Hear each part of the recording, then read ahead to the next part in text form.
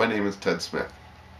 This video is part of a series of videos on the history of cannabis based upon my book, Hempology 101, which you can buy if you go to hempology.ca. We got a store there and links to all sorts of other sites.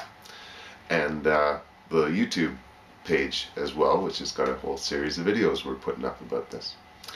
Now, today's topic is on Jesus and the crucifixion. And it's something that is really a debatable topic for many people. In fact, some of us, based in part upon the research of Chris Bennett, believe that Jesus may not have actually died on the cross, and that that was a ritual that was enacted in part to help Jesus pass through another stage of his life.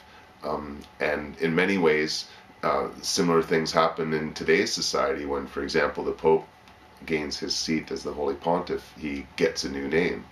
And it is such that in ancient traditions, people would often have several names throughout their lifetime.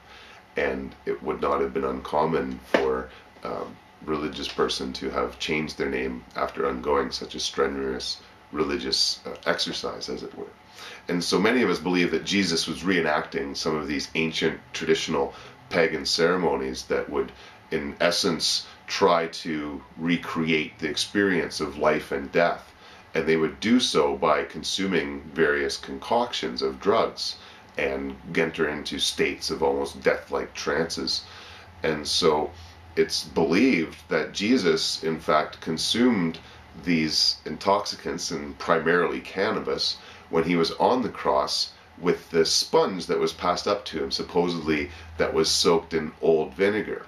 Now, old vinegar is not what they would have used. In fact, old vinegar is something they used to wake slaves up and revive people when they were groggy. If a stick of vinegar or sponge of vinegar was put under his nose, Jesus would have woke up and would have been in more pain, not less pain. So whatever it was that was handed up to Jesus was certainly not vinegar as was described in the Old Testament or New Testament, but it's certainly, in many people's opinion, could likely have been a cannabis infused drink that Jesus used to help him relax, to help him sleep even, but also would have knocked him unconscious possibly for a day or two and made him appear to be dead, which is why they didn't break his legs and rather gently took him down from the cross, because he appeared to be dead. And so there are other stories I'll get into, maybe Romeo and Juliet later on, where she appeared to be dead, but wasn't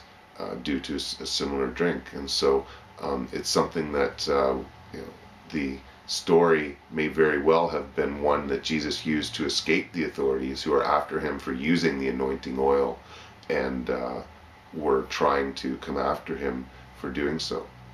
And so again, this is part of a series of videos on the history and uses of cannabis. You can check out hempology.ca if you want to watch more, and buy the book, please.